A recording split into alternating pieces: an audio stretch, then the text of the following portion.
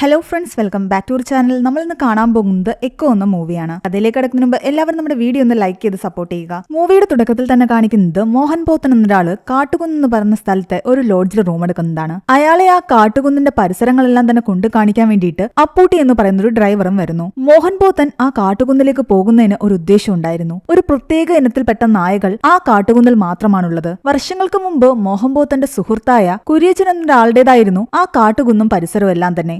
150 ഏക്കറും അതിനു നടുവിലൊരു വീടും അതായിരുന്നു കുര്യച്ചന്റെ സ്വത്ത്. എന്നാൽ ഈ കുര്യച്ചൻ ഇപ്പൊ എന്തോ ഒരു കേസിൽപ്പെട്ടിട്ട് ഒളിവിലാണ്. മലേഷ്യയിൽ മാത്രമുണ്ടായിരുന്ന ഒരു ബ്രീഡിനത്തിൽപ്പെട്ട നായ്ക്കളാണ് ഇപ്പോൾ ഈ കുന്നിലുള്ളത്. വർഷങ്ങൾക്ക് മുമ്പ് കുര്യച്ചനും ഈ മോഹൻ പോത്തനും കൂടിയാണ് ഈ നായ്ക്കളെ പറ്റി അന്വേഷിക്കാൻ മലേഷ്യക്ക് പോയത്. എന്നാൽ ഇപ്പോൾ ആ ബ്രീഡ് മലേഷ്യയിലില്ല, ഈ കാട്ടുകുന്നിൽ മാത്രമേ ഉള്ളൂ. ഇതിലൊരു ബ്രീഡിനെ പിടിക്കാൻ വേണ്ടിയിട്ട് മോഹൻ പോത്തൻ ഒരു പെൺനായയും കൊണ്ടാണ് ആ കാട്ടിലേക്ക് പോകുന്നത്. പോകുന്ന വഴിയിൽ ഇവര് കുര്യച്ചനെ കുറിച്ച് സംസാരിക്കുന്നു. കുര്യച്ചൻ വർഷങ്ങൾക്ക് മുമ്പ് മലേഷ്യയിൽ നിന്ന് മ്ലാത്തി എന്ന് പറയുന്ന ഒരു സ്ത്രീയെ വിവാഹം കഴിച്ചുകൊണ്ട് വന്നിരുന്നു. കുര്യച്ചന് പലയിടങ്ങളിലും പല ഭാര്യമാരും ഉണ്ട്. ഈ കാട്ടുകുന്നിലെ മലയ്ക്ക് മുകളിലുള്ള വീട്ടിലാണ് ഈ മ്ലാത്തി താമസിക്കുന്നത്. അവർക്കിപ്പോ നല്ല പ്രായം ഉണ്ടായിരുന്നു. പക്ഷെ അവരെ സംരക്ഷിക്കാൻ വേണ്ടിയിട്ട് ആ കാട്ടുകുന്ന് നിറയെ കുര്യച്ചൻ പണ്ട് കൊണ്ടുവന്ന് വിട്ട നായ്ക്കളുമുണ്ട്. ഒരു മനുഷ്യനെയും അനാവശ്യമായിട്ട് ആ കുന്നിന്റെ മുകളിലേക്ക് ആ നായ്ക്കൾ കടത്തിവിടില്ല. അങ്ങനെ മോഹൻ പോത്തൻ ആ നായ്ക്കളെ പിടിക്കാൻ വേണ്ടിയിട്ട് താൻ കൊണ്ടുവന്ന നായയുമായിട്ട് കാട്ടിൽ കാത്തിരിക്കുന്നുണ്ട്. അവിടെ ആ സീൻ കട്ടാവുകയാണ്. പിന്നീട് കഥ കാണിക്കുന്നത് 8 മാസങ്ങൾക്ക് ശേഷമാണ്. മ്ലാത്തി ചേട്ടത്തിക്ക് സഹായിയായിട്ട് പീയൂഷ് എന്ന് പറയുന്നൊരു പയ്യനുണ്ട്. ഇപ്പോൾ അവർക്ക് എന്തെങ്കിലും അസുഖം വരികയാണെങ്കിൽ ഈ മലയിറങ്ങിപ്പോയി ഡോക്ടറെ അപ്പൂട്ടിയുടെ കൂടെ ഈ വീട്ടിലേക്ക് കൂട്ടിക്കൊണ്ടുവരുന്നത് പീയൂസ് ആണ്. മ്ലാത്തിയുടെ കൂടെ ഈ വീട്ടിൽ അവൻ നിൽക്കാൻ തുടങ്ങിയിട്ട് കുറച്ച് മാസങ്ങളെ ആയിട്ടുള്ളൂ. മ്ലാത്തിക്ക് കുര്യച്ചനില് 2 മക്കളുണ്ട്. 2 പേരും പുറത്താണ് ജോലി ചെയ്യുന്നത്. മ്ലാത്തിയെ നോക്കാൻ വേണ്ടിയിട്ട് പീയൂസിനെ ഏർപ്പാടാക്കിയത് അവരായിരുന്നു. അതുകൊണ്ട് തന്നെ അവന്റെ സാലറി വാങ്ങിക്കാൻ വേണ്ടിയിട്ട് അടുത്തുള്ള പോസ്റ്റ് ഓഫീസിലേക്കാണ് അവൻ പോകുന്നത്. തന്റെ ശമ്പളത്തിൽ നിന്ന് കുറച്ച് ക്യാഷ് നാട്ടിലേക്കും ബാക്കി കുറച്ച് ഉണ്ണി എന്ന് പറയുന്ന ഒരാൾക്കും അയക്കണമെന്ന് അവൻ അവിടെ ഇരിക്കുന്ന പെൺകുട്ടിയോട് പറയുന്നു. അവിടെ നിന്ന് ഇറങ്ങിയ അവനെ കാത്ത് ഒരു പഴയ പോലീസുകാരനായ പാപ്പച്ചൻ നിൽപ്പുണ്ടായിരുന്നു. അയാളുടെ കൂടെ ഒരു നേവിക്കാരനുണ്ട്. ഈ നേവിക്കാരന് പീയൂസിനോട് കുര്യച്ചനെ പറ്റി എന്തൊക്കെയോ കാര്യങ്ങൾ ചോദിച്ചറിയണമെന്ന് പറഞ്ഞിട്ട് അവനെയും വണ്ടിയിൽ കൂട്ടിയിട്ട് പോകുന്നു. അവൻ അവരുടെ വണ്ടിയിൽ കയറിപ്പോയതും മുകളിലെ പോസ്റ്റില് ബൾബ് മാറ്റിക്കൊണ്ടിരുന്ന ആളാകട്ടെ ബൾബ് ദൂരേക്ക് വലിച്ചെറിയുന്നു. ആ സൗണ്ട് കേട്ടതും അവിടെ ഒളിച്ചിരുന്ന ഒരാള് നേരെ മല കയറി മ്ലാത്തിയുടെ വീട്ടിലേക്ക് പോകാൻ ശ്രമിക്കുന്നു. ഇനി മ്ലാത്തിയെ പറ്റിയും കുര്യച്ചനെ പറ്റിയും ഈ നേവിക്കാരൻ പീയൂസിനോട് പല കാര്യങ്ങളും ചോദിച്ചറിയുകയാണ്. വർഷങ്ങൾക്ക് മുമ്പ് കുര്യച്ചന്റെ കൂടെ ഇവിടേക്ക് വന്ന മ്ലാത്തിക്ക് മലയാളം നന്നായിട്ട് അറിയാമായിരുന്നു. അവർ മലയാളം ഭാഷയിൽ തന്നെയാണ് സംസാരിക്കുന്നത്. കുര്യച്ചൻ മ്ലാത്തിയുമായിട്ട് എങ്ങനെ കണക്ഷനിലായി എന്നുള്ള കാര്യം ഇതുവരെയും പീയൂസിന് അറിയില്ല. അതിനെപ്പറ്റി മ്ലാത്തി ഒന്നും തന്നെ അവനോട് പറഞ്ഞിട്ടുമില്ല. കുര്യച്ചൻ ഇപ്പോൾ ഒളിവിലായിട്ട് 6 വർഷമായി. ഈ 6 വർഷത്തിന്റെ അടിക്ക് മ്ലാത്തിക്ക് കുര്യച്ചന്റെ 14 കത്തുകളാണ് വന്നിരിക്കുന്നത്. നാട്ടുകാരും പോലീസും അതെല്ലാം വായിച്ചിട്ട് മാത്രമേ മ്ലാത്തിയുടെ അടുത്തേക്ക് വിടാറുള്ളൂ. അതിൽ പ്രത്യേകിച്ച് ഒരു വിവരങ്ങളുമില്ല. മ്ലാത്തിക്ക് സുഖമാണോ, എന്തൊക്കെയുണ്ട് വിശേഷം എന്നുള്ള കാര്യങ്ങൾ മാത്രമേ കത്തിലുണ്ടായിരുന്നുള്ളൂ. കത്ത് പോസ്റ്റ് ചെയ്തിരിക്കുന്ന കോഡ് വെച്ചിട്ട് പല പോസ്റ്റ് ഓഫീസുകളും അവർ കണ്ടെത്താൻ ശ്രമിച്ചു. എന്നാൽ ഓരോ കത്തുകളും പല പല ഇടങ്ങളിൽ നിന്നായിരുന്നു പോസ്റ്റ് ചെയ്തിരിക്കുന്നത്. കുര്യച്ചനെ കുറിച്ച് അന്വേഷിക്കാൻ ഇതിനു മുമ്പ് പീയൂസിന്റെ അടുത്ത് പോലീസും ക്രൈംബ്രാഞ്ചും ഒക്കെ വന്നിട്ടുണ്ടായിരുന്നു. അങ്ങനെ പല ആൾക്കാരും കുര്യച്ചനെ പറ്റി അന്വേഷിച്ചു വന്നിട്ടുണ്ട്. ഇവരോടൊക്കെ കുര്യച്ചനെ പറ്റി എന്തെങ്കിലും വിവരം കിട്ടിക്കഴിഞ്ഞാൽ നീ അറിയിക്കുമോ എന്ന് നേവിക്കാരൻ അവനോട് ചോദിക്കുമ്പോൾ അവൻ പറയുന്നുണ്ട്, ഞാൻ വേറെ ആരെയും അറിയിക്കില്ല, പോലീസിനെ അറിയിക്കുമെന്ന്. പോലീസിനെ അറിയിച്ച അവനെ കുറച്ച് കാശ് കിട്ടുമായിരിക്കും. എന്നാൽ നേവിക്കാരൻ അവനോട് പറയുന്നുണ്ട്, അതിനേക്കാൾ കൂടുതൽ കാശ് ഞാൻ തരാം, കുര്യച്ചനെ കുറിച്ച് എന്തെങ്കിലും വിവരം കിട്ടുവാണെങ്കിൽ നീ എന്നെ അറിയിക്കണമെന്ന്. പിന്നീട് കാണിക്കുന്നത് ഇവൻ ഇതിനെപ്പറ്റി എല്ലാം തന്നെ അപ്പൂട്ടിയോട് പറയുന്നതാണ്. കർണാടകയിൽ നിന്ന് ഇപ്പോൾ ഒരു നേവി വരേണ്ട കാര്യം എന്താണെന്ന് അപ്പൂട്ടി ചിന്തിക്കുന്നു. കുര്യച്ചൻ ഈ ഇനത്തിൽപ്പെട്ട നായ്ക്കളെ പോലീസുകാർക്കും നേവിക്കാർക്കും ഒക്കെ കൊടുക്കാറുണ്ടായിരുന്നു. ചിലപ്പോൾ അത് അന്വേഷിച്ച് വന്നതായിരിക്കുമെന്ന് പീയൂസ് പറയുന്നു. പക്ഷെ അപ്പോഴും അവർക്ക് ഡൗട്ട് തോന്നുന്നുണ്ട്,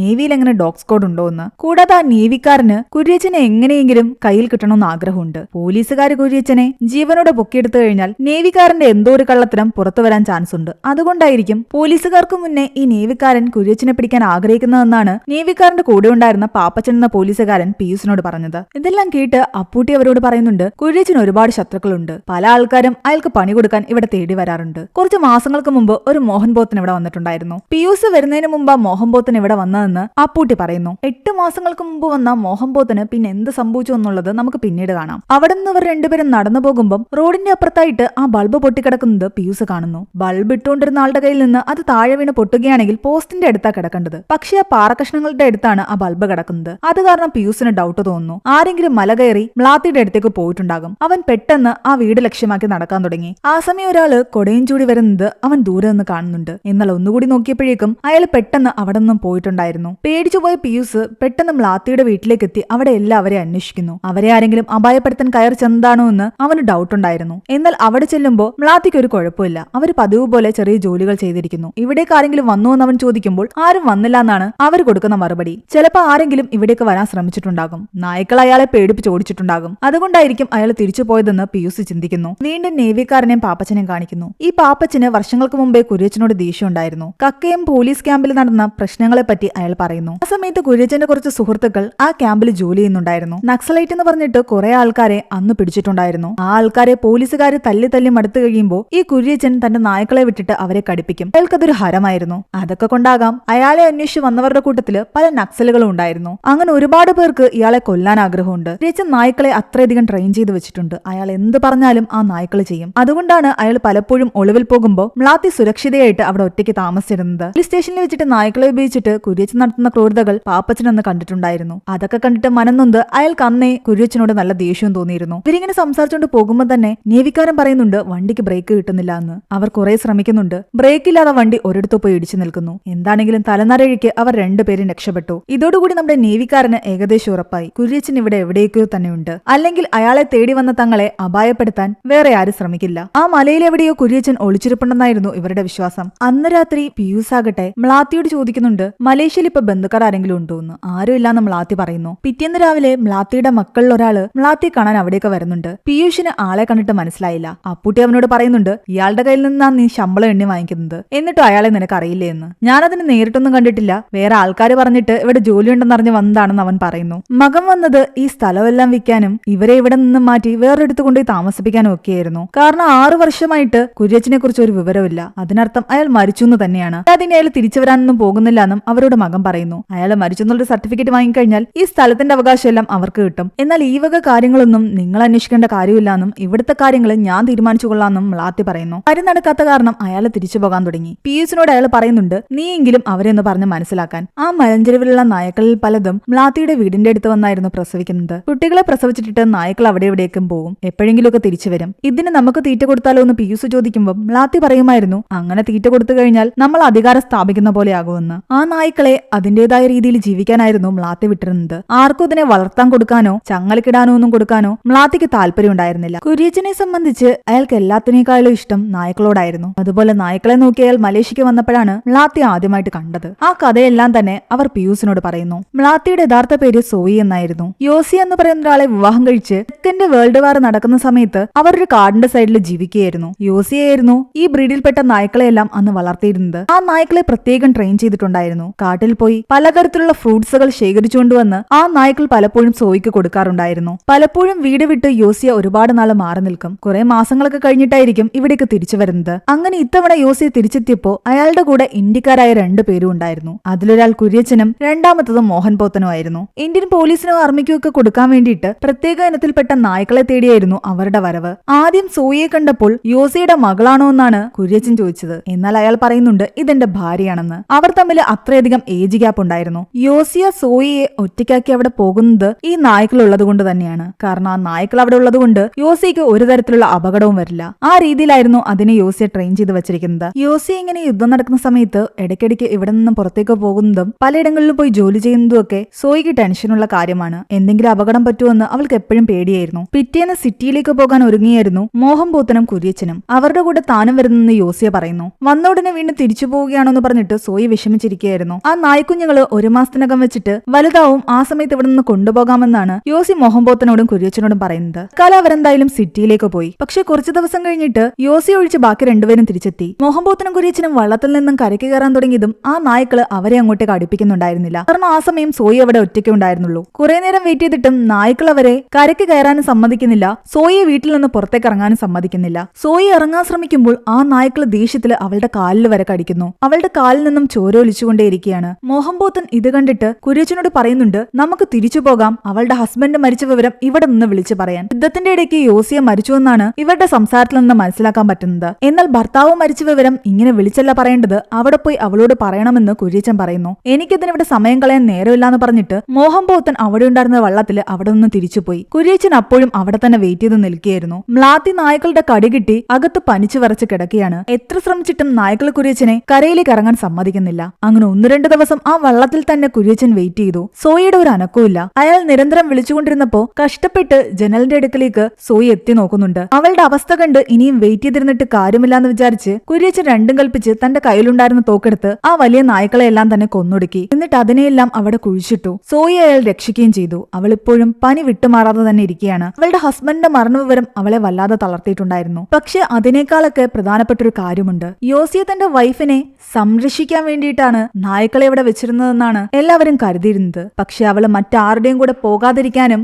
ആ വീട്ടിലേക്ക് മറ്റാരും അവളെ കാണാൻ വരാതിരിക്കാനും വേണ്ടിയിട്ട് കൂടിയാണ് ആ നായ്ക്കളെ യോസിയെ ട്രെയിൻ ചെയ്ത് വെച്ചിരിക്കുന്നതെന്ന് കുര്യച്ചന് മനസ്സിലായി. ഇത് ശരിക്കും ഈ നായ്ക്കളെ നിനക്ക് കാവലിന് വേണ്ടി നിർത്തിയിരിക്കുന്നതല്ല, നിന്നെ അയാൾ ശരിക്കും തടവിലാക്കിയിരിക്കുകയാണെന്ന് കുര്യച്ചൻ സോയിയോട് പറയുന്നു. അത് മനസ്സിലാക്കിയതോടുകൂടി സോയി ആകെ സങ്കടത്തിലായി. കാരണം അവൾ ആ വീട്ടിന് പുറത്തേക്കിറങ്ങാൻ ആ നായ്ക്കൾ സമ്മതിച്ചിട്ടില്ല. ആ നായ്ക്കൾ അവളെ കടിച്ചിട്ടുമുണ്ട്. അവള് മറ്റാരുടെയും കൂടെ പോകാതിരിക്കാൻ വേണ്ടിയിട്ട് യോസിയ ഈ നായ്ക്കളെ അങ്ങനെ ട്രെയിൻ ചെയ്ത് വെച്ചിരിക്കുകയാണെന്ന് അവളുടെ മനസ്സിൽ തോന്നാൻ തുടങ്ങി. ഇനി അവള് എങ്ങോട്ട് പോകുമെന്ന് ചിന്തിച്ചിരിക്കുമ്പോഴാണ് അവളുടെ നിസ്സഹായ അവസ്ഥ മനസ്സിലാക്കി കുര്യച്ചൻ തന്റെ ഭാര്യയാക്കി അവളെ നാട്ടിലേക്ക് കൊണ്ടുവരുന്നത്. കൂട്ടത്തിൽ അവിടെ നിന്ന് ആ നായ്ക്കളെയും കൊണ്ടുവന്നിട്ടുണ്ടായിരുന്നു. ആ നായ്ക്കളാണ് ഇപ്പോൾ ഈ മല മുഴുവനുള്ളത്. നാട്ടിലെത്തിയ സോയിയെ എല്ലാരും മലേഷ്യൻ ലേഡി എന്ന് വിളിച്ചു. പതിയെ പതിയെ അത് മലയായി, പിന്നെ മ്ലാത്തിയായി. മ്ലാത്തി പറഞ്ഞ ഈ കഥയെല്ലാം കേട്ടിട്ട് പിയൂസ് ഇതുപോലെ തന്നെ വന്ന് പാപ്പച്ചനോടും അപ്പൂട്ടിയോടും ആ നേവിക്കാരനോടും പറയുന്നു. ഈ കഥയിൽ വർഷങ്ങൾക്ക് മുമ്പ് കുര്യച്ചന്റെ കൂടെ ഉണ്ടായിരുന്ന അതേ മോഹൻ പോത്തൻ തന്നെയാണ് 8 മാസങ്ങൾക്ക് മുമ്പ് ഇവിടെ വന്നതെന്ന് അപ്പൂട്ടി പറയുന്നു. അന്ന് അപ്പൂട്ടി അയാളെ ആ മലയടിവാരത്ത് കൊണ്ടാക്കിയെങ്കിലും 3-4 ആഴ്ച കഴിഞ്ഞിട്ടും അയാളെ പറ്റി ഒരു വിവരമില്ലാതെ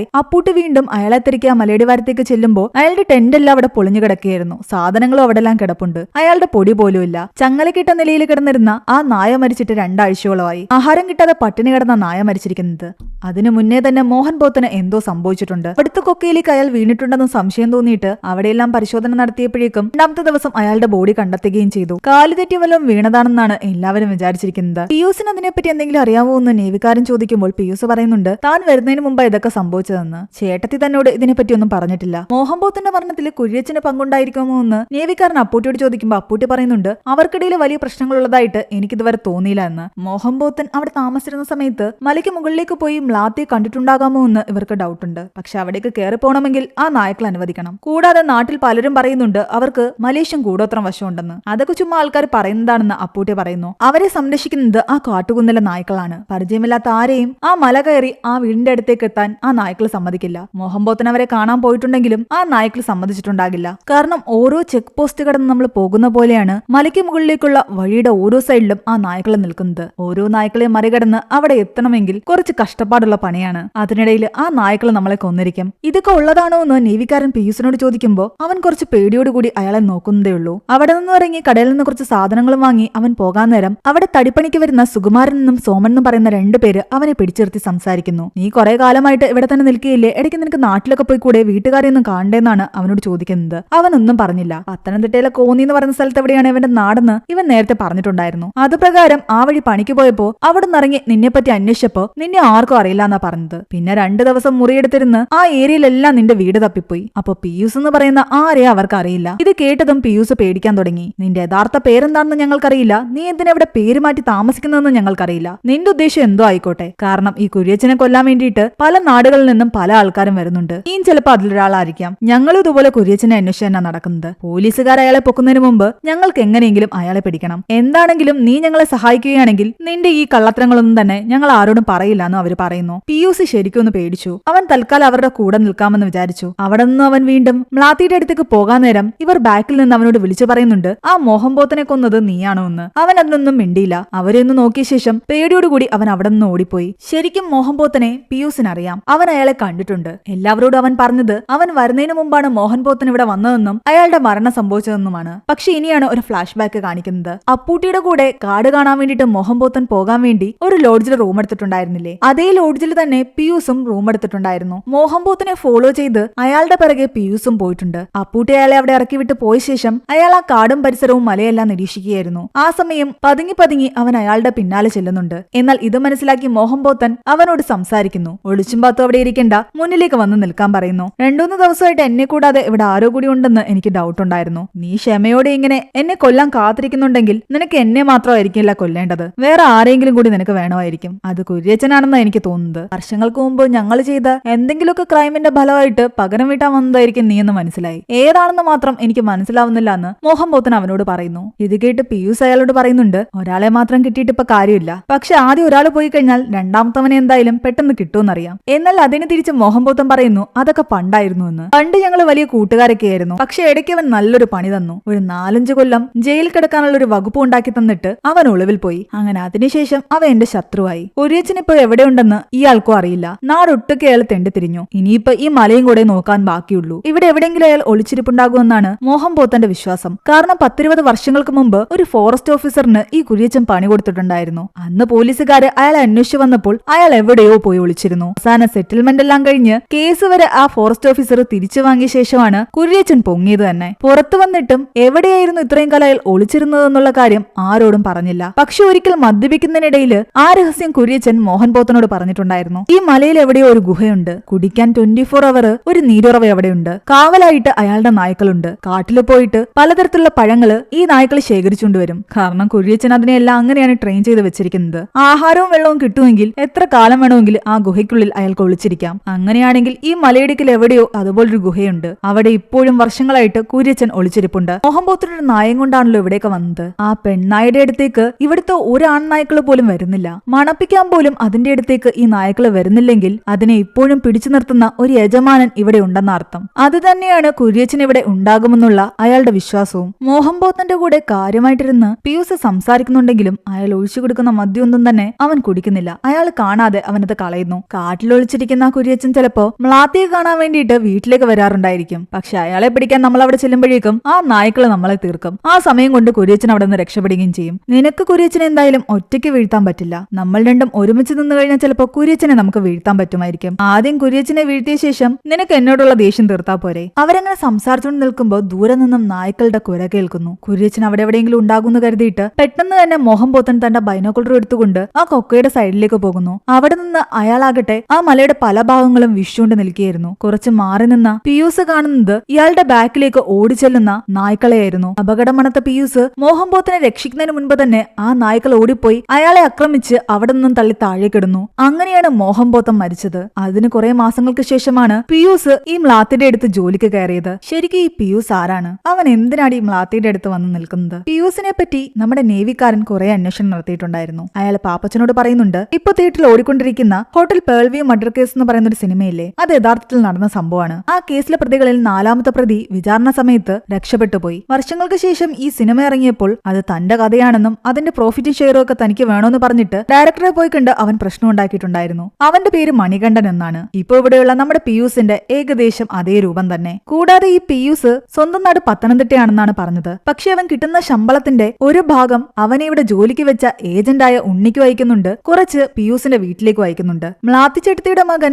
ഒരു ജോലിക്കാരനെ വേണമെന്ന് ഈ ഉണ്ണിയോടാണ് പറഞ്ഞത്. പക്ഷെ ഉണ്ണി ജോലിക്ക് വേണ്ടിയിട്ട് കണ്ടുപിടിച്ച പത്തനംതിട്ടയിലുള്ള പിയൂസ് അല്ല ഇപ്പൊ ഇവിടെ നിൽക്കുന്ന പിയൂസ്. അവന് പകരമായിട്ട് ഈ പറഞ്ഞ മണികണ്ഠനാണ് പിയൂസ് എന്ന പേരിൽ ഇവിടെ ജോലി ചെയ്യുന്നത്. അതിന് പകരമായിട്ട് തനിക്ക് കിട്ടുന്ന ശമ്പളത്തിന്റെ 2 ഷെയർ ഉണ്ണിക്കും യഥാർത്ഥ പിയൂസിന്റെ വീട്ടിലേക്കും ഈ മണികണ്ഠൻ അയച്ചു കൊടുക്കുന്നുണ്ട്. മണികണ്ഠൻ തന്നെയാണോ പിയൂസ് എന്നുള്ള കാര്യത്തിൽ അവർക്കിനി ഉറപ്പുവരുത്തണം. പിയൂസിനെ പറ്റി ബാക്കി കാര്യങ്ങൾ കണ്ടെത്തണമെങ്കിൽ അപ്പൂട്ടിയോട് ചോദിക്കണം. അതേസമയം പിയൂസ് ആകട്ടെ മ്ലാത്തിച്ചേട്ടത്തേക്ക് പാല് ചൂടാക്കി കൊണ്ടുവന്ന് കൊടുക്കുന്നുണ്ട്. അവരാകട്ടെ അവൻ കാണാതെ ആ പാല് അവിടെയുള്ള ഉറുമ്പിനും പാറ്റിക്കും ഒക്കെ കൊടുത്തിട്ടാണ് കുടിക്കുന്നത്. അതിലവൻ എന്തെങ്കിലും വിഷം ചേർത്ത് തരുമോ എന്ന് അവർക്ക് പേടിയുണ്ടായിരുന്നു. കുര്യച്ചനെ കണ്ടുപിടിക്കാൻ സുകുമാരനും സോമനും പിയൂഷിനോട് ഹെൽപ്പ് ചോദിച്ചിരിക്കുകയല്ലേ. അവരാകട്ടെ അവനോട് പറയുന്നുണ്ട്, ആ മ്ലാത്തിയെ കുറച്ചു നേരത്തേക്ക് അവിടെ നിന്ന് എങ്ങനെങ്കിലും മാറ്റി നിർത്തണം, അവരുടെ ആഹാരത്തിൽ എന്തെങ്കിലും കലക്കി കൊടുക്കാൻ. എന്നാൽ അവൻ പറയുന്നുണ്ട്, ഞാൻ കൊടുക്കുന്ന എന്ത് സാധനവും ഉറുമ്പിനും പാറ്റിക്കും പല്ലിക്കും ഒക്കെ കൊടുത്തിട്ട് അവർ കഴിക്കാറുള്ളൂ എന്ന്. കുര്യച്ചനെ 4-5 മാസമായിട്ട് ഞാനും ഇവിടെ തിരയുന്നുണ്ട്. ഇവിടെ എങ്ങും തന്നെ അയാളുടെ ഒരു പൊടി പോലുമില്ല. പിയൂസിനെ പറ്റി അന്വേഷിച്ചു പോയ നേവിക്കാരനും പോത്തച്ചനും മനസ്സിലാക്കുന്നുണ്ട്,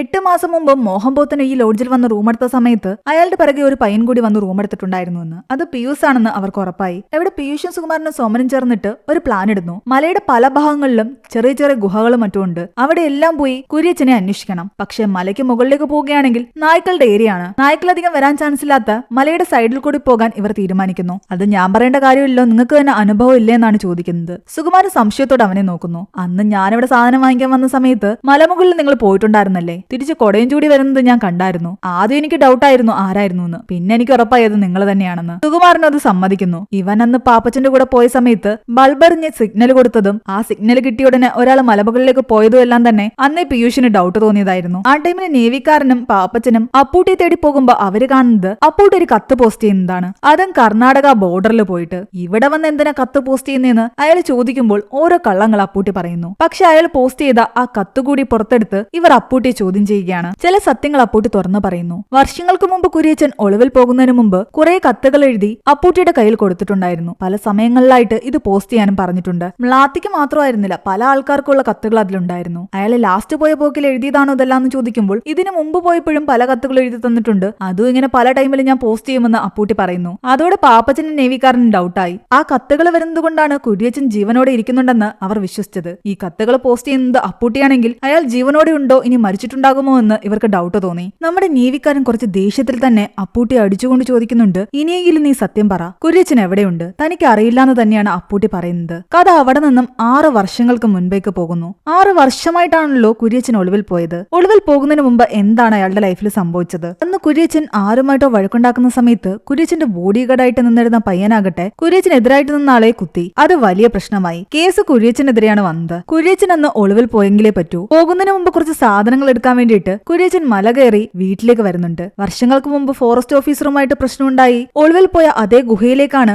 താൻ പോകുന്നതെന്ന് കുര്യച്ചൻ അപ്പൂട്ടിയോട് പറഞ്ഞിട്ടുണ്ടായിരുന്നു. പക്ഷെ ആ ഗുഹ എവിടാണെന്നുള്ള കാര്യം അപ്പൂട്ടിയോട് പറഞ്ഞില്ല. കാരണം പോലീസുകാരെങ്ങാനും വന്ന് ചോദ്യം ചെയ്തു കഴിഞ്ഞാൽ ഇടികൊണ്ട് കഴിയുമ്പോൾ അപ്പൂട്ടിയുടെ വായിൽ നിന്ന് ആ സത്യം വീഴുമെന്ന് കുര്യച്ചൻ അറിയാമായിരുന്നു. അങ്ങനെ സാധനങ്ങളും എടുത്തിട്ട് ഇറങ്ങി വന്ന കുര്യച്ചനെ അയാൾ പറഞ്ഞൊരു കവലയിൽ അപ്പൂട്ടി ഇറക്കി വിട്ടു. അതിനുശേഷം അയാൾ എങ്ങോട്ടാ പോയെന്ന് അപ്പൂട്ടിക്ക് അറിയില്ല. അന്ന് അയാളുടെ ബോഡി ഗാർഡായിട്ട് നിന്നിരുന്ന പയ്യന്റെ പേര് മണികണ്ഠൻ എന്നാണോ എന്ന് പാപ്പച്ചൻ ചോദിച്ചെങ്കിലും പേരൊന്നും അറിയില്ല. എപ്പോഴും പയ്യൻ എന്ന് മാത്രമാണ് കുര്യച്ചൻ പറയുന്നതെന്നാണ് അപ്പൂട്ടി പറയുന്നത്. എന്താണെങ്കിലും കൂടുതൽ വിവരങ്ങൾ അറിയണമെങ്കിൽ മ്ലാത്തിയെ തന്നെ പോയി കാണണം. നേവിക്കാരനും പാപ്പച്ചനും ചേർന്നിട്ട് മ്ലാത്തിയുടെ വീട്ടിലേക്ക് പോകുന്നു. ആ സമയം തന്നെ പിയൂസ് സുകുമാരന്റെയും സോമന്റെയും കൂടെ മലയുടെ ഒരു സൈഡിൽ കൂടി കുര്യച്ചനെ തേടിയുള്ള യാത്ര തുടങ്ങിയിട്ടുണ്ടായിരുന്നു. നായ്ക്കളെ നേവിക്കാരനെ പാപ്പച്ചനെയും വഴിമുടക്കി നിൽക്കുകയാണ്. മ്ലാത്തിയോട് അവർ ഉറക്കെ വിളിച്ചു പറയുന്നുണ്ട്, ഞങ്ങൾക്ക് അങ്ങോട്ടേക്കൊന്ന് വരണം, ഈ നായ്ക്കളെ ഒന്ന് മാറ്റുമെന്ന്. അങ്ങനെ മ്ലാത്തി പറഞ്ഞതും നായ്ക്കള് വഴിമാറിക്കൊടുത്തു. മ്ലാത്തിയോട് പാപ്പച്ചൻ പറയുന്നത് സാറ് പോലീസിൽ നിന്നാണെന്നും കുര്യച്ചന്റെ മിസ്സിംഗ് കേസ് അന്വേഷിക്കാൻ വന്നതാണെന്നുമാണ്. പിയൂസ് എവിടെയെന്ന് ചോദിക്കുമ്പോൾ അവൻ നാട്ടിൽ പോയി എന്ന് മ്ലാത്തി പറയുന്നു. നാട്ടിൽ പോവുകയാണെന്ന് പറഞ്ഞിട്ടാണ് അവൻ ഇറങ്ങിപ്പോയത്. എന്നിട്ടാണ് ഈ സുകുമാരന്റെയും സോമന്റെയും കൂടെ കുര്യച്ചനെ അന്വേഷണം നടക്കുന്നത്. മ്ലാത്തിക്ക് മോഹൻപോത്തനെ പരിചയമുണ്ടോ, ഇവിടെ വരാറുണ്ടോ എന്ന് ഇവര് ചോദിക്കുമ്പോൾ മ്ലാത്തി പറയുന്നുണ്ട്, പരിചയമുണ്ട്, ഒരു തവണ ഇവിടെ വന്നിട്ടുണ്ടെന്ന്.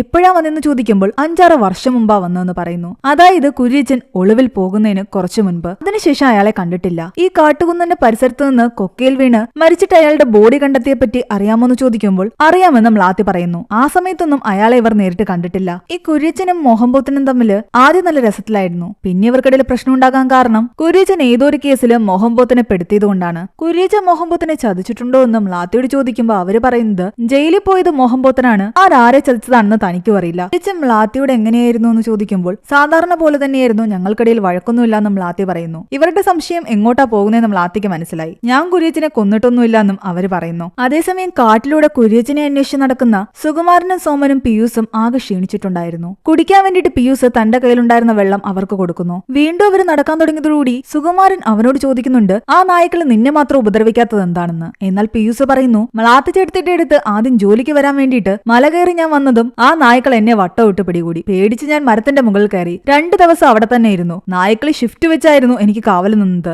ഒടുവിൽ മ്ലാത്തി ചേട്ടത്തി വന്നിട്ടാണ് ആ നായ്ക്കള് അവിടെ നിന്നും എന്നെ ഇറങ്ങാൻ തന്നെ സമ്മതിച്ചത്. പഠിപ്പിച്ചു വിട്ട പോലെ നായ്ക്കൾ ഇങ്ങനെ കാവല് നിൽക്കുന്ന കണ്ടപ്പോഴേ എനിക്ക് ഡൗട്ട് തോന്നിയതാ. മോഹൻപോത്തൻ പറഞ്ഞ പോലെ കുര്യച്ചൻ ഈ മലയിൽ എവിടെയോ ഒളിച്ചിരിപ്പുണ്ടെന്ന്. 6 കൊല്ലം മുമ്പ് മോഹൻപോത്തൻ മ്ലാത്തിയെ കാണാൻ ഇവിടെ വന്നിട്ടുണ്ടായിരുന്നു. ആ സമയത്ത് കുര്യച്ചൻ വീട്ടിലില്ലായിരുന്നു. ഇവിടെ നിന്ന് മോഹൻപോത്തൻ തിരിച്ചു പോയ വഴിക്കാണ് അയാളെ പോലീസ് അറസ്റ്റ് ചെയ്യുന്നത്. അത് കുര്യച്ചൻ അയാളെ പെടുത്തിയതാണ്. അന്ന് മോഹൻപോത്തൻ ഇവിടെ വന്ന സമയത്ത് എന്താണ് സംഭവിച്ചതെന്നാണ് നമ്മളെ കാണിക്കുന്നത്. ആകെ ദേഷ്യത്തിൽ കുര്യച്ചനെ തേടിയായിരുന്നു മോഹൻപോത്തൻ വന്നത്. തന്നെ കുര്യച്ചനൊരു കള്ളക്കേസിൽ പെടുത്താൻ ശ്രമിക്കുകയാണ്. പോലീസുകാർ എന്നെ അന്വേഷിച്ചുകൊണ്ടിരിക്കുകയാണ്. എനിക്ക് അധികം നാള് ഇങ്ങനെ ഒളിച്ചു കഴിയാൻ പറ്റില്ല എന്നും അയാൾ എവിടെയെന്ന് പറയാനും മ്ലാത്തിയോട് പറഞ്ഞു. എന്നാൽ മ്ലാത്തി പറയുന്നുണ്ട് കുര്യച്ചൻ ഇങ്ങോട്ട് വന്നില്ല എന്ന്. നിങ്ങളോട് കുര്യച്ചന് വല്ലാത്തൊരു സ്നേഹമാണ്, പക്ഷെ നിങ്ങൾ വിചാരിക്കുന്ന പോലെ അതത്രയ്ക്ക് ആത്മാർത്ഥതയുള്ളതൊന്നുമല്ല. വർഷങ്ങൾക്ക് മുമ്പ് മലേഷ്യയിൽ കുര്യച്ചൻ വന്ന സമയത്ത് ഇന്നത്തെ മ്ലാത്തി അന്നത്തെ സോയി ആയിരുന്നല്ലോ. സോയിയെ പ്രൊട്ടക്ട് ചെയ്യാൻ തന്റെ ഹസ്ബൻഡ് അവിടെ നായ്ക്കളെ വെച്ച് പ്രൊട്ടക്ഷനൊക്കെ ഒരുക്കിയിരിക്കുന്നത് കൊണ്ടിട്ട് കുര്യച്ചൻ അതങ്ങോട്ട് ദഹിച്ചില്ല. ആ പ്രൊട്ടക്ഷനൊക്കെ തകർത്തിട്ട് സോയി അവിടെ നിന്നും കൊണ്ടുപോകണമെന്ന് കുര്യച്ചനൊരു വാശിയായിരുന്നു. അത് കാരണം യോസിയെ യുദ്ധത്തിൽ മരിച്ചുവെന്ന്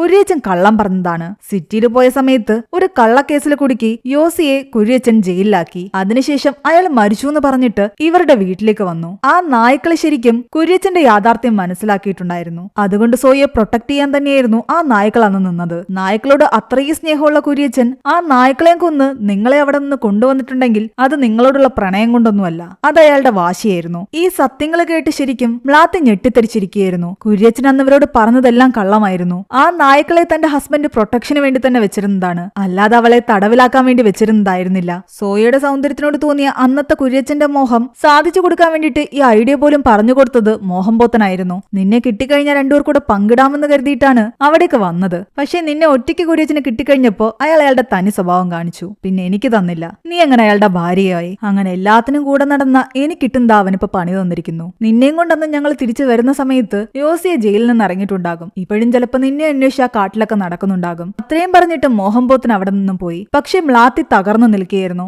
ഇതാണ് 6 വർഷങ്ങൾക്ക് മുമ്പ് മോഹൻ പോത്തൻ ഇവിടെ വന്നപ്പോൾ സംഭവിച്ച കാര്യങ്ങള് വീണ്ടും പ്രസന്റിലേക്ക് കാണിക്കുകയാണ്. പോത്തൻ അന്ന് പോയിട്ട് ഒരാഴ്ച കഴിഞ്ഞിട്ടാണ് കുര്യച്ചൻ അവിടേക്ക് വന്നത്. അന്ന് കുര്യച്ചനെ അപ്പൂട്ടിയായിരുന്നു കൊണ്ടുവിട്ടിരുന്നത്. ആ കഥയെല്ലാം അപ്പൂട്ടി നേരത്തെ പറഞ്ഞിരുന്നല്ലോ. കൂടെ ഉണ്ടായിരുന്ന ഒരു പയ്യൻ ആരെയോ കുത്തിയിട്ട് ആ കേസ് കുര്യച്ചന്റെ തലയിൽ വന്നു എന്ന് പറഞ്ഞിട്ട് അപ്പൂട്ടി പറഞ്ഞ പ്രകാരം ഈ മലയ്ക്കുള്ളിലെ ഏതോ ഒരു ഗുഹയിൽ അയാൾ ഒളിച്ചിരിപ്പുണ്ടാകും. ഒരാൾക്ക് മാത്രം കടന്നു പോകാൻ പറ്റുന്ന ഒരു ചെറിയ ഗുഹ. പുറത്തേക്ക് ഇറങ്ങുമ്പോൾ കാവലായിട്ട് നായ്ക്കളം. ആ ഗുഹയെപ്പറ്റി നിങ്ങൾക്കറിയാമോ എന്ന് മ്ലാത്തിയോട് ചോദിക്കുമ്പോൾ അവര് പറയുന്നുണ്ട് കുര്യച്ചൻ പറഞ്ഞു കേട്ടിട്ടേ ഉള്ളൂ, അത് എവിടെയാണെന്ന് തന്നെ തനിക്കറിയില്ല എന്ന്. എന്നിട്ട് അവർ ചുവരിലുള്ള കുര്യച്ചന്റെ ഫോട്ടോയിലേക്ക് നോക്കുന്നു. ആ സമയം കഥ വീണ്ടും ഫ്ലാഷ് ബാക്കിലേക്ക് പോകുന്നു. 6 വർഷം മുമ്പ് കുര്യച്ചൻ തന്റെ വീട്ടിലേക്ക് വന്ന് കയറുമ്പോൾ മോഹൻ പോത്തൻ പറഞ്ഞിട്ട് പോയ പല സത്യങ്ങളും ആലോചിച്ചിരിക്കുകയായിരുന്നു മ്ലാത്തി. തനിക്ക് കുറച്ചു ദിവസം മാറി നിൽക്കണമെന്നും പോലീസുകാരും വേറെ ആരെങ്കിലും വന്നു കഴിഞ്ഞാൽ നിനക്കൊന്നും അറിയില്ല എന്ന് പറഞ്ഞാൽ മതിയെന്നും കുര്യച്ചൻ പറയുന്നുണ്ട്. എന്നിട്ട് അയാൾ ഒളിവിൽ പോകാൻ റെഡിയാവുകയായിരുന്നു. ആ സമയം മ്ലാത്തി ദേഷ്യത്തിൽ പറയുന്നുണ്ട് എനിക്ക് അല്ലേലും ഒരു കാര്യങ്ങളും അറിയില്ലല്ലോ എന്ന്. മോഹൻ പോത്തൻ പറഞ്ഞിട്ട് പോയ സത്യങ്ങളെ പറ്റി കുര്യച്ചനോട് അവർ ചോദിക്കുന്നു. കുര്യച്ചൻ അത് കേട്ടൊന്ന് ഷോക്കായി. കാരണം ഇത്രയും കാലം ഒളിപ്പിച്ചു വെച്ച സത്യങ്ങളാണ് മ്ലാത്തി അറിഞ്ഞിരിക്കുന്നത്.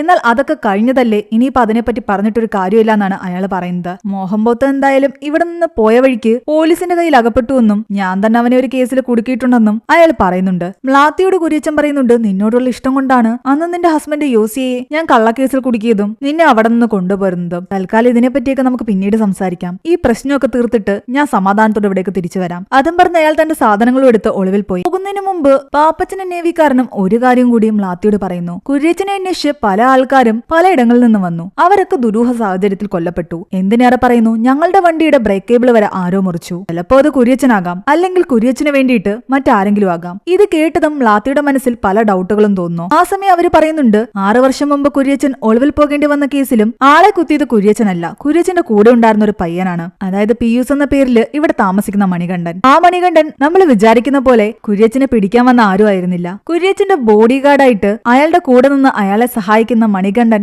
ഇവിടെ നിൽക്കുന്ന അതേ പിയൂസ് തന്നെയാണ്. അവൻ തന്നെയാണ് കുര്യച്ചന് വേണ്ടിയിട്ട് കുര്യച്ചനെ തേടിയെത്തുന്ന ആൾക്കാരെ കൊന്നുകൊണ്ടിരുന്നതും. ആ സമയം നമ്മളെ പിയൂസിനെ കാണിക്കുന്നു. അവൻ കൊടുത്ത വെള്ളം കുടിച്ചിട്ട് സുകുമാരനും സോമനും ബോധം കെട്ട് കിടക്കുകയായിരുന്നു. തന്റെ പണി ഏറ്റ സ്ഥിതിക്ക് അവൻ രണ്ടുപേരെയും മരത്തിന്റെ അടുത്തേക്ക് കൊണ്ടുപോയി കെട്ടാനുള്ള ശ്രമത്തിലാണ്. പക്ഷെ ആ സമയം അവർ രണ്ടുപേരും എഴുന്നേൽക്കുന്നു. ചിരിച്ചുകൊണ്ട് പറയുന്നുണ്ട് നിന്നെ പറ്റിയുള്ള രഹസ്യങ്ങളൊക്കെ ഞങ്ങൾ നേരത്തെ മനസ്സിലാക്കിയതാ, നീ തന്ന ആ വെള്ളം ഞങ്ങൾ കുടിച്ചില്ല എന്ന്. കുര്യച്ചന്റെ ബോഡി ഗാർഡ് നീയാണെന്നുള്ള സംശയം ഞങ്ങൾക്ക് നേരത്തെ ഉണ്ടായിരുന്നു. കുര്യച്ചൻ എവിടെയുണ്ടെന്ന് പിയൂസിന് അറിയാമോ എന്ന് ഇവർ ചെക്ക് ചെയ്യുകയായിരുന്നു ആദ്യം. പക്ഷെ പതിയെ അവർക്ക് മനസ്സിലായി പിയൂസും കുര്യച്ചനെ അന്വേഷിച്ച് നടപ്പാണെന്ന്. സകലമാന ആൾക്കാരും കുര്യച്ചനിട്ട് പണിയാൻ നടക്കുമ്പോ നീ ഒരുത്തനെങ്കിലും അയാളെ സംരക്ഷിക്കാൻ നടക്കുന്നുണ്ടല്ലോ എന്ന് ചിരിച്ചുകൊണ്ട് അവർ പറയുന്നു. കൂടാതെ ഒരു ഞെട്ടിക്കുന്ന കാര്യവും കൂടി അവരവനോട് പറയുന്നുണ്ട്. അവർ രണ്ടുപേരും തടിപ്പണിക്കാരായിരുന്നില്ല, അവർ രണ്ടുപേരും പോലീസുകാരാണ്. സത്യങ്ങൾ അങ്ങോട്ടും ഇങ്ങോട്ടും മനസ്സിലായതോടുകൂടി ഇവർ തമ്മിൽ അങ്ങോട്ടും ഇങ്ങോട്ടും ഫൈറ്റ് ചെയ്യാൻ തുടങ്ങി. പക്ഷെ പിയൂസിന്റെ മുന്നിൽ അവർക്ക് അധിക നേരം പിടിച്ചു നിൽക്കാൻ പറ്റിയില്ല. അവൻ പല അടവുകളും പയറ്റി രണ്ടുപേരെയും കൊന്നു. അതേസമയം മ്ലാത്തിയോട് നേവിക്കാരൻ പറയുന്നുണ്ട് കുര്യച്ചന് അയാൾ പറയുന്ന എന്തും കേൾക്കുന്ന ഒരു നായെപ്പോൾ ഒരാളെ വേണമായിരുന്നു. അങ്ങനെ അയാൾ നല്ലപോലെ ട്രെയിൻ ചെയ്തെടുത്ത പയ്യനാണ് ഈ പിയൂസ്. കുര്യച്ചനോട് മ്ലാത്തി ചേട്ടത്തിക്കും നിങ്ങളുടെ മക്കൾക്കുള്ളതിനേക്കാളും സ്നേഹം പിയൂസിനുണ്ട്. ഞങ്ങളുടെ കയ്യിൽ പെടുന്നതിന് മുമ്പ് പിയൂസ് ഇങ്ങോട്ടെങ്ങാനും വരികയാണെങ്കിൽ സാധാരണ പോലെ പെരുമാറിയാൽ മതിയെന്ന് മ്ലാത്തിയോട് അവർ പറയുന്നു. വർഷങ്ങൾക്ക് മുമ്പ് പിയൂസ് അനാഥനായതാണ്. 6 വയസ്സുള്ളപ്പോ അവന്റെ അമ്മയച്ഛനും ചേർന്നിട്ട് ട്രിവാൻഡ്രത്ത് അമ്പലത്തിൽ തൊഴാൻ വേണ്ടി അവനെ കൊണ്ടുപോയി. അടുത്തുള്ള ഒരു ലോഡ്ജിൽ റൂം എടുക്കുകയും ചെയ്തു. സർബത്ത് കുടിക്കാൻ അവന് കാശ് കൊടുത്തിട്ട് അവനെ പുറത്തേക്ക് പറഞ്ഞു വിട്ടു. എന്നിട്ട് റൂമിൽ കയറി അവന്റെ അച്ഛനും അമ്മയും രണ്ടുപേർക്കിടയിൽ തോട്ട വെച്ചിട്ട് കെട്ടിപ്പിടിച്ചു കടന്നു. തോട്ട പൊട്ടി രണ്ടുപേരും മരിക്കുകയും ചെയ്തു. അവൻ തിരിച്ചെത്തുമ്പോൾ കാണുന്ന കാഴ്ച ചിന്നി ചിതറിക്കിടക്കുന്ന അവന്റെ അമ്മയുടെ അച്ഛന്റെ മൃതദേഹമായിരുന്നു. പിന്നീട് വർഷങ്ങൾക്ക് ശേഷം അവൻ കുര്യച്ചന്റെ കൂടെ കൂടി അയാളുടെ ബോഡി ഗാർഡായി. വേഷം മാറി വന്ന 2 പോലീസുകാരെയും കൊന്നിട്ട് അവൻ കുളിച്ച് വേഷമെല്ലാം മാറി മ്ലാത്തിയുടെ അടുത്തേക്ക് ചെല്ലുന്നു. ആ സമയം പാപ്പച്ചനും ഈ നേവിക്കാരനും പരസ്പരം സംസാരിക്കുന്നുണ്ട്. എല്ലാരും പറയുന്ന പോലെ കുര്യച്ചൻ ഈ മലയ്ക്കുള്ളിലുള്ള ഏതെങ്കിലും ഒരു ഗുഹയിൽ ഉണ്ടാകുമോ? അയാൾക്ക് കാവലായിട്ട് കുറച്ച് നായ്ക്കളും ഉണ്ടാകുമോ? അതങ്ങോട്ട് പാപ്പച്ചന് വിശ്വസിക്കാൻ വയ്യ. ഈ 6 വർഷമായിട്ട് അയാൾ അങ്ങനെ ഒളിവിൽ കഴിയാൻ പറ്റുമോ? ആ സമയം അവർ ചില സത്യങ്ങൾ മനസ്സിലാക്കാൻ തുടങ്ങിയിരുന്നു. പെട്ടെന്ന് സീനവിടെ കെട്ടായി നമ്മളെ പിയൂസിനെ കാണിക്കുന്നു. പിയൂസ് വീട്ടിലേക്ക് വന്ന് നോക്കുമ്പോൾ മ്ലാത്തി പുറത്തായിരുന്നു. ആ സമയത്ത് അവിടെ ഒരു മുളന്തണ്ട് കിടക്കുന്നത് അവൻ ശ്രദ്ധിക്കുന്നു. അതിനുള്ളിൽ ചോറിന്റെ അംശമുണ്ട്. പ്രത്യേക തരത്തിലൊരു പിടിയും അതിനുണ്ടായിരുന്നു. നായ്ക്കൾക്കും മറ്റും കടിച്ചുകൊണ്ട് പോകാൻ പറ്റിയൊരു പിടി. അവൻ നേരെ മ്ലാത്തിയുടെ അടുത്തേക്ക് ചെല്ലുന്നു. പിയൂസ് തിരിച്ചു വരുന്ന കണ്ടിട്ട് മ്ലാത്തി ചേർത്ത് ചോദിക്കുന്നുണ്ട് നാട്ടിൽ പോയി സ്ഥിതിക്ക് നിനക്ക് കുറച്ച് ദിവസം കൊണ്ട് കഴിഞ്ഞിട്ട് വന്നാ പോരായിരുന്നു എന്ന്. അതൊന്നും സാരമില്ല, ഞാനിങ്ങ് നേരത്തെ പോരുന്നതാണെന്നാണ് അവൻ പറയുന്നത്. പിയൂസ് അവിടെ വന്നിരിക്കുമ്പോൾ മ്ലാത്തി ബൈനോക്കുലറൊക്കെ വെച്ചിട്ട് ദൂരെ മലയിലേക്ക് നോക്കിയിരിക്കുകയായിരുന്നു. പിയൂസിന്റെ സത്യങ്ങൾ മ്ലാത്തിക്കറിയാം. അവർ അതൊന്നും മനസ്സിലാക്കി മനസ്സിലാക്കിയ പോലെ അവനെ കാണിക്കുന്നില്ല. കുര്യച്ചൻ ഒരുപാട് ബ്രീഡുകളെ തെരഞ്ഞു. എല്ലാം തികഞ്ഞൊരു നല്ല നായയെ കുര്യച്ചന് കിട്ടുന്നില്ല എന്ന് എപ്പോഴും പരാതിയായിരുന്നു. ഇനി അങ്ങനെ ഒരെണ്ണത്തിനെ കിട്ടിയില്ലെങ്കിലും ലക്ഷണമുള്ള ഒരെണ്ണത്തിനെ അങ്ങനെ ആക്കി തീർക്കാമെന്ന് കുര്യച്ചൻ എപ്പോഴും പറയുമായിരുന്നു. എന്നിട്ട് അവസാനം അങ്ങനെ ഒരെണ്ണത്തിനെ കിട്ടിയോ എന്ന് പീയൂസ് ചോദിക്കുമ്പോൾ അവര് പറയുന്നത്, ഇത്രയും നാൾ ഞാൻ കരുതിയിരുന്നത് അങ്ങനെ ഒരെണ്ണത്തിനെ കുര്യച്ചന് കിട്ടിയില്ല എന്നാണ്. പക്ഷെ നീ ആരാണെന്ന് അറിഞ്ഞു കഴിഞ്ഞപ്പോൾ എനിക്ക് മനസ്സിലായി കുര്യച്ചൻ അങ്ങനെ ഒരു നായയെ കിട്ടിയെന്ന്. പീയൂസിനെ ഉദ്ദേശിച്ച് തന്നെയായിരുന്നു അവരുടെ ആ പറച്ചില്. അത് കേട്ട് അവനും ഒന്ന് ഞെട്ടി. പക്ഷെ പെട്ടെന്ന് അവന്റെ മുഖത്തൊരു ചിരി വരുന്നുണ്ട്. മക്കള് പോലും കുര്യച്ചന് ഇത്രയും വില കൊടുത്തിട്ടില്ല എന്ന് അവര് പറയുമ്പോ കൂറുള്ള നായ്ക്കളും ഈ കൂട്ടത്തിലുണ്ടെന്ന് പീയൂസ് പറയുന്നു. എത്ര കാലം നീ ഇനി ഇവിടെ തങ്ങാമെന്നാ കരുതുന്നതെന്ന് അവര് ചോദിക്കുമ്പോൾ അവൻ പറയുന്നുണ്ട്, വന്ന കാര്യം നടക്കുന്നവരെ തങ്ങുമെന്ന്. കുര്യച്ചനെ അന്വേഷിച്ച് തന്നെയാണ് അവൻ ഈ നടക്കുന്നത്. എന്നെ അപകടപ്പെടുത്താൻ നിനക്ക് ഉദ്ദേശമുണ്ടോ എന്ന് അവനോട് ചോദിക്കുമ്പോൾ അവൻ പറയുന്നത്,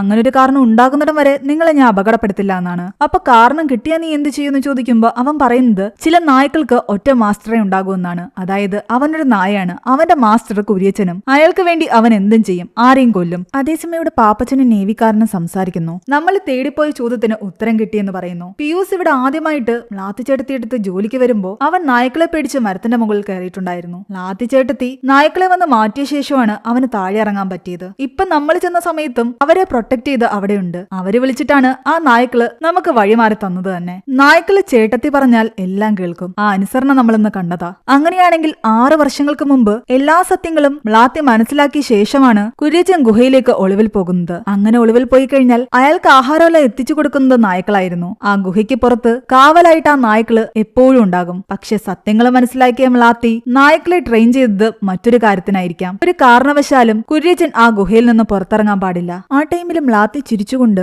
ദൂരെയുള്ള മലയിലേക്ക് ബൈനോക്കുലർ വെച്ച് നോക്കിയാണ്. ആ സമയം താൻ പറഞ്ഞ കാര്യം തന്നെ പീയൂസിന്റെ മനസ്സിലൂടെ കടന്നു പോവുകയാണ്. ചില നായ്ക്കൾക്ക് ഒരു മാസ്റ്ററേ ഉണ്ടാകൂ. ഇവിടെയുള്ള നായ്ക്കളുടെ മാസ്റ്റർ മ്ലാത്തിയാണ്. ആ മ്ലാത്തി പറയുന്നതാണ് ഈ നായ്ക്കൾ ചെയ്യുന്നതും. ഗുഹയിൽ ഒളിവിൽ പോയ കുര്യച്ചൻ 6 വർഷത്തിന് ശേഷവും തിരിച്ചു വന്നില്ലെങ്കിൽ ആ നായ്ക്കൾ അയാളെ ഗുഹയിൽ നിന്ന് പുറത്തിറങ്ങാൻ സമ്മതിച്ചിട്ടുണ്ടാകില്ല. ഒളിവിൽ പോയത് കുര്യച്ചന്റെ ഇഷ്ടപ്രകാരമാണ്. പക്ഷേ കാവലായിട്ട് നിന്ന നായ്ക്കളുടെ കൺട്രോള് മ്ലാത്തിയുടെ കയ്യിലായിരുന്നു. തിരിച്ചു വരണമെങ്കിൽ മ്ലാത്തി തന്നെ വിചാരിക്കണം. അയാൾ ആ ഗുഹയിൽ തന്നെ പെട്ടുപോയിരിക്കാം. പീയൂസ് കണ്ട മുളന്തണ്ട് മ്ലാത്തി നായ്ക്കളെ ഉപയോഗിച്ച് അയാൾക്ക് ആഹാരം കൊണ്ടു കൊടുക്കാൻ വേണ്ടി റെഡിയാക്കി എടുത്തതായിരിക്കാം. ചിലപ്പോൾ ഇവർ കൊടുക്കുന്ന ആഹാരവും കഴിച്ച് അയാൾ ഇപ്പോഴും ആ ഗുഹയിലുണ്ടാകാം. ഈ സത്യം മനസ്സിലാക്കിയതോടുകൂടി ഇവിടെ പീയൂസും ആകെ ദേഷ്യത്തില് മ്ലാത്തിയെ നോക്കുന്നു. അവരെ കൊല്ലാനായിരുന്നു അവന്റെ തീരുമാനം. പക്ഷെ ആ സമയം അവരുടെ ആ നായ്ക്കള് അവിടേക്ക് വരുന്നു. അവരുടെ നേരെ ഒരു ചെറുവിരല് പോലും അവൻ അനക്കാൻ പറ്റില്ല. ആ നിമിഷം ആ നായ്ക്കൾ അവനെ കൊല്ലുമെന്ന് അവന് ഉറപ്പായിരുന്നു. പേടിയോടുകൂടി മ്ലാത്തിയെ നോക്കി നിൽക്കുന്ന പീയൂസിനെ കാണിച്ചുകൊണ്ട് ആ മൂവി അവിടെ അവസാനിക്കുകയാണ്. മൂവിയുടെ സ്റ്റോറി എങ്ങനെയുണ്ടായിരുന്നു നിങ്ങൾ താഴെ കമന്റ് ചെയ്യുക. എക്സ്പ്ലനേഷൻ ഇഷ്ടപ്പെട്ടെങ്കിൽ വീഡിയോയിലേക്കാനും നമ്മുടെ ചാനൽ സബ്സ്ക്രൈബ് ചെയ്യാനും മറക്കണ്ട.